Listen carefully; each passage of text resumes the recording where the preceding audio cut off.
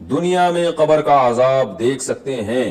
بعض ویڈیوز میں ہم دیکھتے ہیں کہ قبر میں کوئی بچھو سانپ وغیرہ مردے کے اوپر گھوم رہے ہوتے ہیں اور اس پر لکھا ہوتا ہے کہ استغفر اللہ، اللہ پاک نے دنیا میں ہی اس کا عذاب دکھا دیا ہے، یہ کتنا گناہ گار تھا وغیرہ وغیرہ. کیا یہ باتیں درست ہوتی ہیں؟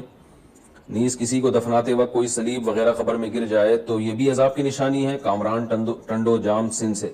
ویڈیوز جو اس قسم کی آ رہی ہیں اکثر ٹوپی ڈرامہ ہوتا ہے. اپنی ویڈیو کو وائرل کرنے کے لیے بعض یوٹیوبرز یہ کرتے ہیں کہ وہ قبر کے اندر بچھو پھینک دیا اور پھر ویڈیو بنا کے ڈال دی، وہ ویڈیو ہٹ ہو گئی.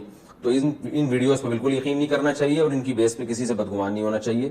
باقی عذاب قبر برحق ہے لیکن وہ نظر نہیں آتا، وہ برزخ میں ہو رہا ہوتا ہے. بعض دفعہ اللہ دکھا دیتے ہیں. میں نے بھی ایک واقعہ بیان کیا تھا کہ ہمارے کسی دوست نے عذاب قبر اپنی آنکھوں سے دیکھا. تو ایسا کیوں اوتھینٹک دلیل ہو، کوئی واقعی کسی نے مشاہدہ کیا ہو.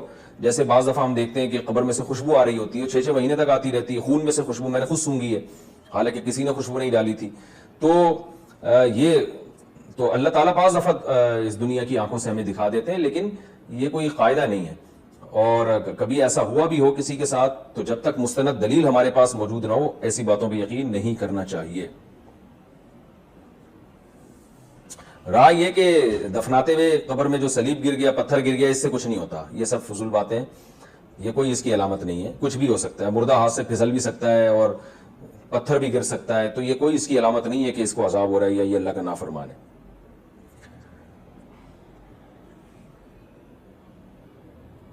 نیند کی گولیاں کھانا کیسا ہے؟ اگر کسی کو نیند نہیں آتی ڈپریشن کی وجہ سے یا کسی اور وجہ سے تو اس کے لیے نیند کی گولیاں کھانا کیسا ہے، جبکہ اس میں نشہ ہوتا ہے اور قرآن میں نشے والی چیز کو حرام قرار دیا گیا. عبدالفتاح حیدرآباد.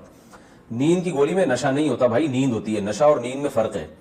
کچھ دوائیں ایسی ہوتی ہیں جس سے پی کے آدمی سو جاتا ہے تو وہ الگ چیز ہوتی ہے. شراب پی کے سوتا تھوڑی اور زیادہ متحرک ہو جاتا ہے، تو شراب میں نشہ ہوتا ہے.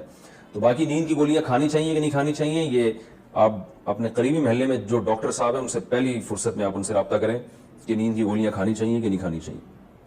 بچپن کی تصویروں کا البم گھر پر رکھنا. گھر میں جو البم بنائی جاتی ہے اس میں بچپن کی تصویریں، فیملی فوٹوز رکھی جاتی ہیں، اس بارے میں رہنمائی فرمائیں. عادل حسین کشمیر سے. دیکھیں پرنٹڈ تصویر بالکل جائز نہیں ہے اور نہ اس کی کوئی ضرورت ہے. ڈیجیٹل تصویر کے جائز ہونے کا فتویٰ ہے، پرنٹڈ تصویر جائز نہیں ہے. اور اس کو جلا دیں ایسے جتنے البم گھر میں رکھے ہوئے ہیں. جانور کے بالوں کی ویگ استعمال کرنا. کیا ہم جانوروں کے بالوں سے بنی ہوئی ویگ یا آئی لیشز استعمال کر سکتے ہیں؟ سواحت کراچی سے. جی ہاں کر سکتے ہیں.